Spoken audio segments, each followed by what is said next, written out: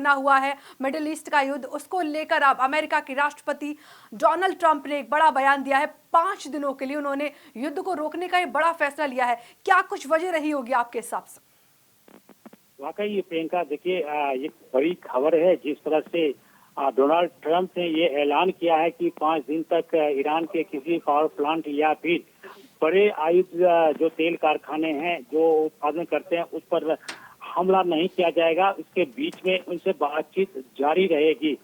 तो एक दोनों देशों के बीच में जो 3 अमेरिका इजराइल वर्सेस आप ईरान जो युद्ध चल रहा था उसमें एक बहुत बड़ा मोड़ आया है। एक पतली से एक लकीर दिखाई पड़ रही है जो समझौते की ओर चल रही है। अगर यही बात आगे चलती रही तो निश्चित तौर पे ये युद्ध जो गल्फ में जो खाड़ी युद्ध हो रही है वो रुक सकता है। तो ऐसे में देखिए जिस तरह से डोनाल्ड ट्रंप की तरफ से ये बात कही गई तो एक कदम अमेरिका की तरफ से बढ़ाया गया है ईरान की तरफ कि आओ हम मिलकर बात करते हैं और फिर बीच का रास्ता हम उसको निकालते हैं।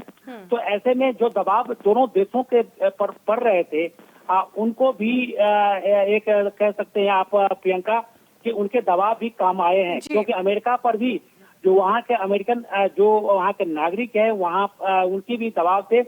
साथ साथ में अमेरिका के जो सहयोगी देश हैं जिनको कि तेल नहीं मिल पा रहे हैं, कई सारे पेट्रोलियम पदार्थ जो उनको नहीं मिल पा रहे हैं हॉर्मुज स्ट्रेट के कारण, तो उन्होंने भी दबाव बनाया था अमेरिका पर कि इस तरह के जो युद्ध है नहीं होने चाहिए, उसको रुकना चाहिए जितनी जल्दी हो सके।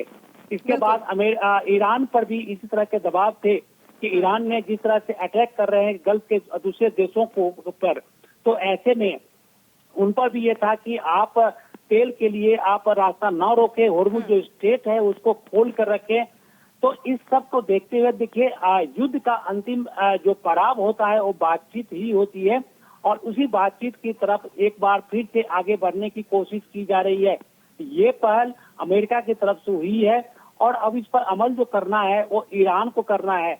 हालांकि ईरान ने 3 शर्तें दी थी बातचीत के लिए जो कि अभी उसने मानने के लिए तैयार अमेरिका तो नहीं है, लेकिन अमेरिका की तरफ से इस तरह के बयान दिए जाना एक जरूर एक पॉजिटिव साइन दिखाया जा सकता है। जिस तरीके के बयान आज से पहले तक अभी तक सामने आ रहे थे उसको देखते हुए बस यही अनुमान लगाया जा रहा था कि अमेरिका जो है वो ये युद्ध नहीं रोकने वाला, हाल फिलहाल किसी भी तरीके की कोई भी ईरान की शर्तें नहीं मानी जाएंगी। लेकिन अचानक से ऐसा क्या हुआ जो इतना बड़ा कदम उठाया गया जिससे पूरी दुनिया ही अब स्तब्ध रह गई है?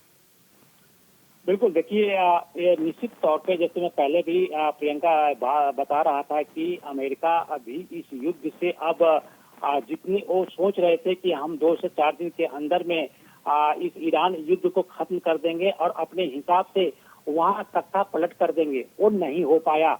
क्योंकि इससे पहले जो वेनेजुएला में आपने देखा होगा कि जिस तरह से अमेरिका ने अटैक किया और वहाँ के राष्ट्रपति को पत्नी सहित बंदी बनाकर अमेरिका न्यूयॉर्क लिए जाया गया, उसके बाद से वो अमेरिका की जेल में वो बंद है। उसी तरह से अमेरिका ने ये भी सोचा कि हम ईरान को भी इसी तरीके से तख्ता पलट कर देंगे। हालांकि उन्होंने पहले प्रयास में ही वहाँ के सबसे बड़े नेता खामनेई की मृत्यु हो गई उनके अटैक में अमेरिका के द्वारा, तो उनको सफलता मिली जो उनका मकसद था। लेकिन उसके बाद से भी जिस तरह से ईरान ने कमर कस के उनको पलटवार करते रहे, तो ऐसे में आप देख सकते हैं कि ईरान को जिस तरह से हल्के में लिया था वो ईरान हल्के में नहीं बल्कि भारी और अति भारी होते चले गए और अमेरिका को जवाब देना शुरू किया। और आज की डेट में भी वो बार बार अटैक कर रहे हैं और किसी भी जो भी उनके अमेरिका के जो दोस्त हैं जहाँ जहाँ उनके गल्फ में सहयोगी है उनके बेस कैंप पर वो अटैक करते जा रहे हैं। जी ठीक है गोविंद जी, इस तमाम जानकारी के लिए शुक्रिया।